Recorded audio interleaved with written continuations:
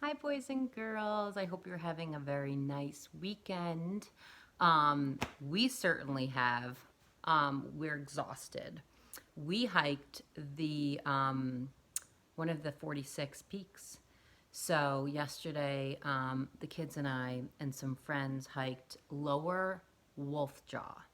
So it was an all-day event. It took us about 4 hours to get up the mountain and maybe 4, 5, 6, 7, just under 3 hours to get down.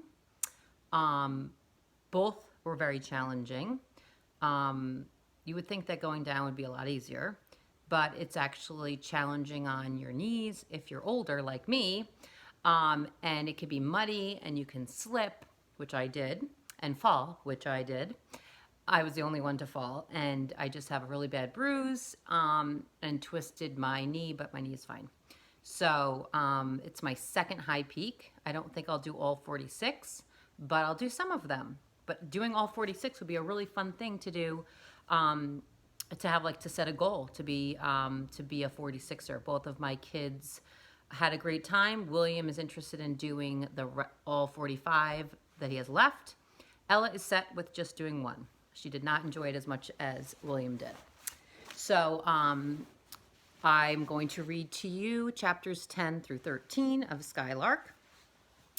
And as we know, the farm was really struggling. There was lightning that burned down the barn, and Papa and Sarah have decided that it's in the best interest of the children and Sarah to go to Maine for a little bit. So that's where we are. We traveled 3 days and nights on the train across the dry prairies. We passed packed wagons. We passed through towns and cities. We slept to the clackety sound of the train and woke with the red sun. Caleb was excited, looking out the window. Sarah was tired and sad. Sometimes I read to her from my journal. When Sarah came, she wore a yellow bonnet, I read. She brought a seal to us. The corn was high and the wheat all yellow. We lay down with the sheep in the fields, and Sarah taught us how to swim. When they were married, my mother, Sarah, wore a dress soft like mist and a veil. I think Papa cried. Sarah turned to me. Did he? She asked, her voice soft. Did he cry? I smiled and Sarah closed her eyes. I covered her with a shawl. We went over a bridge, the river shining in the sun. Caleb turned from the window. Sarah? Sarah opened her eyes. Is this the way you came? He asked. Sarah looked out at the land. Yes, Caleb, she said softly. This is the way I came. Maine was green. Maine was green. When we got off the train, Sarah stood still. She looked at the train station and at the trees and at the people. Sarah, I said. It's all right, Anna, said Sarah. It's just what you wrote in your book. I've come back to what I knew first. Sarah? Sarah Wheaton? A man waved to Sarah. He wore a vest and a gold chain across it. Sarah smiled. Chub, she said, you're still here. The man hugged Sarah. Where would I be, he said, except dead, maybe. Are the hens meeting you? Sarah laughed. No, I am Sarah Whitting now. These are my children, Anna and Caleb. Can you take us there? Get in. We got in Chub's car, open all around with shining brass trim and wood on the side. I've never been in a car before, whispered Caleb. It's about time you were, said Chub. Want to drive? No, said Caleb, looking alarmed. Then he smiled at Chub. I won't tell the ants that you call them hens either. Chub laughed. He started the car. We passed green grass and green trees and flowers blooming in green gardens. And we drove to the house where Sarah had lived. And then we saw the sea. All that water, said Caleb, running down the lawn of the aunt's house. Sarah and I looked out over the water, at cliffs that went down to the sea, at birds that flew over us, at boats with white sails like clouds. Come on, said Sarah after a moment. She took our hands. Let's go meet the ants. We walked up the lawn to the house. The house was large with shutters on the windows. There were gardens with flowers I had never seen before. Will they like us? Asked Caleb. They will love you, said Sarah, laughing. They will fall upon you with kisses. We walked up the steps of the big porch, and Sarah put out her hand to open the door. But it swung open, and a woman in a silk dress stood there, her feet bare, Her eyes widened when she saw us. Her hand went up to her mouth, and Sarah smiled. "Hello, Maddie," she said. "We're home." The aunts laughed and cried and fed us. "I love your letters," said Aunt Maddie. "I love all the pictures you drew." She kissed Sarah and Caleb, and she kissed me, then she kissed Sarah again. Aunt Harriet, tall with wire glasses and bare feet, too, tried to feed us all the food in the kitchen. "I made these cookies." "Anna, Caleb," she said, "are you tired?" "I made the bread, too, and the soup. Do you want to nap? Do you want a bath?" "Harriet, let them be," said Aunt Maddie. Sarah leaned over close to us. "See?" she said. "I told you." And then Aunt Lou, dressed in overalls and high boots, came in from the front door with her dog. "Lou," said Sarah. "Lou," said Sarah. Aunt Lou hugged Sarah. She hugged me. "Mind that beast," said Aunt Harriet. "The beast's name is Brutus," said Aunt Lou. "Lou works with animals," said Aunt Harriet. "Lou works with a veterinarian," said Aunt Lou. She kissed Caleb twice. "Harriet wants me in silk and pearls." Brutus jumped up on Caleb's lap. "Oh, get away," scolded Aunt Harriet. "Dogs like me," said Caleb, smiling. "We have 2 dogs at home. This is what we've needed all along. A child," said Aunt Lou, hugging Caleb. "We must get one." It looks like we have 2, said Aunt Maddie softly. "Sarah," said Aunt Harriet, "will Jacob be coming too?" Sarah looked out the window. "No," she said softly, "Jacob won't be coming." "Papa's home," I said. Somehow hearing my own words made it worse. I started to cry. Sarah put her arms around me, and I cried harder. Papa had to stay home. Maine is green and full of voices and people laughing and talking. The tide is going in and going out, the moon rising above the water. Sarah loves it here. The last thing every night, she walks by the water, and the first thing in the morning, she's there too. Now I know how much she missed her old home. I miss my home. I miss Lottie, and I miss Nick and the big sky. And I miss Papa. Chapter 11. It took longer for Caleb to miss Papa. Caleb swam every day in the cold water. Aunt Lou wrapped him in blankets when he came out, shivering, his teeth chattering. He went fishing with Aunt Lou and with Sarah's brother William, who was so happy when he first saw Sarah that he ran up the hill and whirled her around in his arms.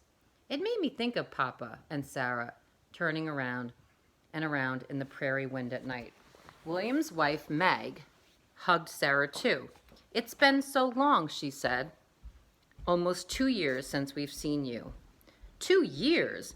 I looked at Sarah and wondered if she'd been thinking what I'd been thinking. Would it be 2 years before we saw Papa? Sorry, I just wanted to make sure the toaster oven was off. It smelled. Almost 2 years since we've seen you. 2 years? I looked at Sarah and wondered if she was thinking what I was thinking. Would it be 2 years before we saw Papa? "William looks like you, Sarah," said Caleb. "Plain and tall." "I told you," said Sarah. "Remember?" "Did you hear what I just heard?"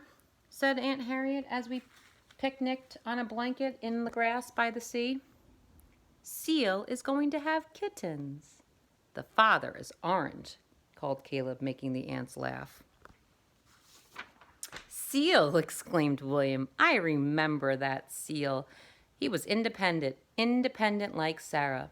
William put his arm around Sarah.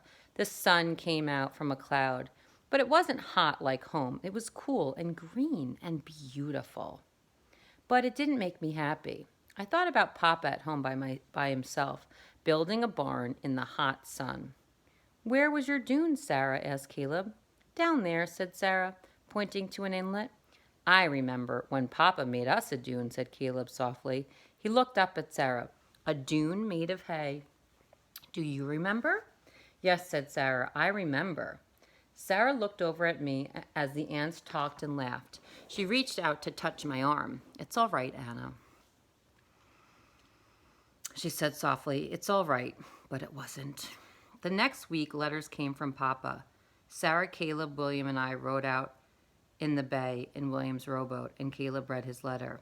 "Dear Caleb, Moonbeam is getting bigger every day. I have started building the barn. Still no rain, but yesterday Seal had 4 kittens." "4," said William. Sarah smiled. 3 are gray like seal, Caleb read. 1 is orange. Nick and Lottie miss you, and every day they sit looking down the road waiting for you to come home. I love you. Give Sarah a kiss from me. Love, Papa. William rowed to shore, and we pulled up the boat. Papa misses us too, I said to Sarah when he writes about Nick and Lottie waiting for us. Remember you once said that Papa's letters were full of things between the lines? Yes, said Sarah. I leaned over and kissed her. That's Papa's kiss, I said. William leaned over to kiss Sarah too. And that's mine, he said. Dear Anna, it is quiet here without you. I miss your voices and Sarah's songs, and sometimes if I close my eyes, I think I can hear them. Love, Papa. The aunts played music. Aunt Harriet played a flute that squeaked sometimes. Aunt Lou played the piano in bare feet, and Brutus watched her pedal. Aunt Mattie danced with a long scarf and a serious look that made Caleb laugh. Sarah took naps in the afternoon and slept late in the mornings. Chubb drove Sarah away and back again one afternoon. Aunt Lou said she had gone to the doctor. Are you sick, Sarah? I asked her that night. She smiled at me, a small smile at first and then a big smile. No, Anna, I'm not sick. She was in bed, her long hair down. Read me your Papa's letters again, she said. When I did, she smiled more. Sarah? We looked up. Caleb was at the door. He was in his pajamas, his hair all messed up. Caleb, what's the matter? Asked Sarah. A dream I had, he said softly. A dream about Papa. That's a good dream, said Sarah. She lifted the covers and Caleb got into bed with her. I dreamed that Papa looked and looked, but he couldn't find us, said Caleb. Oh, Caleb, said Sarah, putting her arm around him. Your Papa knows right where we are. He does. Caleb picked up the family picture that Sarah kept on the bedstand. I used to dream about rain, remember? He said. Sarah nodded. Now I dream about Papa. There was silence in the room, and then Caleb looked at Sarah. Is this our new home, Sarah? He asked softly. Sarah didn't answer. She put her arm around him and looked at me over his head. She began to sing softly. Hush, little baby, don't say a word. Papa's gonna buy you a mockingbird. And if that mockingbird don't sing, Papa's gonna buy you a diamond ring. I thought of Joshua, the photographer who had told us about his grandfather leaving the prairie. Did he come back? Caleb had asked him. No, he never came back. And that night I dreamed Caleb's dream, Papa looking for us. He could hear Sarah's song and our voices. And he searched the fields and the house and the barn, but we weren't there. Chapter 12. We woke to a new sound. A sound I hadn't heard for months. I ran to the window. Rain! Anna! I turned and Caleb and I grinned at each other. We dressed quickly and ran downstairs to the porch. Rain came down, filling the rain gutters. It sent little rivers down the driveway. Everything smelled sweet. Caleb spread his arms and ran out in the rain in his clothes, racing around the yard. I laughed and ran after him. We jumped and ran, feeling the cool water run down our faces. We looked up and Sarah stood on the porch. She smiled and very slowly she walked down the steps, lifted her face to the rain, and then she ran down the lawn to take our hands and dance with us. The aunts came out to the porch to watch. Rain, Sarah called to them. It's been so long. William came up from the water in his yellow slicker and hat to watch us too. Then, laughing, he took off his slicker to dance with us until the aunts made us come up and dry off with towels. We were sorry to see the sun come out. I remember when you were little, William said to Sarah, running, climbing. You were always in the trees, out on the rocks, and you never stayed still. Suddenly, Sarah looked at William. Do you remember a song Papa used to sing to us about a skylark, she asked. William smiled. A poem, I remember the first line, like a skylark, Sarah sings. Papa said you'd never come to earth. Sarah looked out over the sea, and I knew she was thinking of Maggie's words to her on the dry prairie, words I wasn't supposed to hear. You're like the prairie lark, Sarah. You have not come to earth. That night, I wrote Papa a letter. Dear Papa, Caleb and I miss you, and Sarah misses you too. We are fine. We went fishing and rowing in William's boat. Sometimes seals poke out their heads out of the water to watch us. You would love the sea. Write soon, love Anna. P.S. I gave Sarah your kiss. I didn't tell Papa about the rain. The ants had tea in the moonlight. The light lay like a blanket over the water below.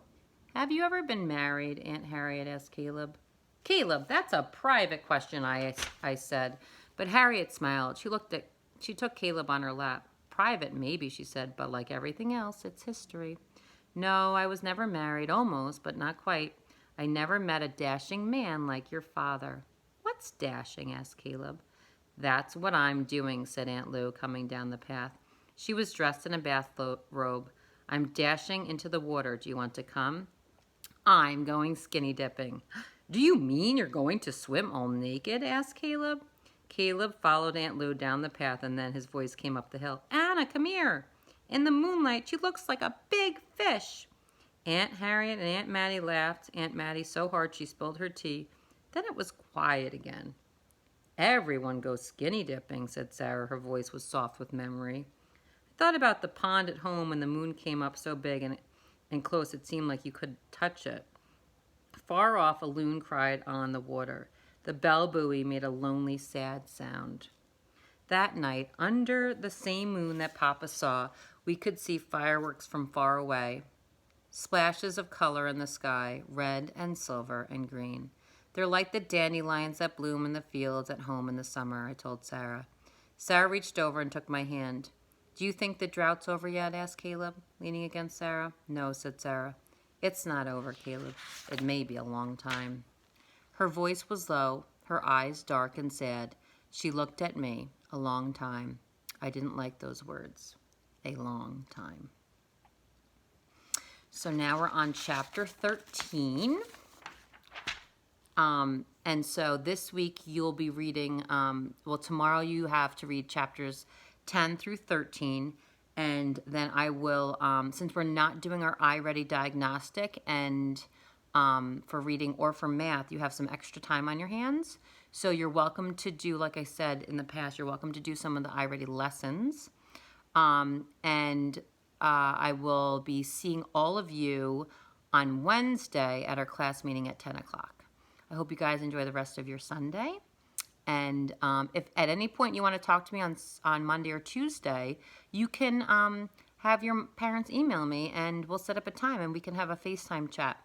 Okay, we can talk about the book or about the math you're doing. So anytime you want to chat, I'm here to do that. All right? Talk to you soon. Love you. Bye.